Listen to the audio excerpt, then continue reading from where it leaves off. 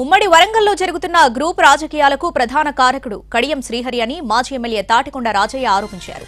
కొండా సురేఖ మంత్రి పదవి లాక్కోవాలని రేవంత్ రెడ్డికి లేనిపోనివి కడియం శ్రీహరి చెబుతున్నారని ఫైర్ అయ్యారు. బీఆర్ఎస్ పార్టీలో ఉన్నప్పుడు కడియం శ్రీహరి గ్రూప్ రాజకీయాలు చేసేది.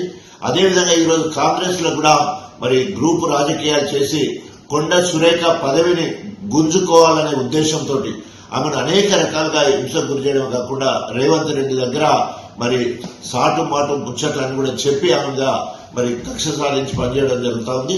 తప్పకుండా ఇవన్నీ కూడా ప్రజలు గమనిస్తా ఉన్నారు. మరి ఒక బీసీ మహిళ సురేఖమ్మ గారిని చిత్రహింసలు చేయడాన్ని మేము తీవ్రంగా ఖండిస్తా ఉన్నాం. అదేవిధంగా వరంగల్లో జరుగుతున్న ఈ గ్రూప్ రాజకీయాలకు ప్రధాన కారకుడు కడియం శ్రీహరి అని చెప్పేసి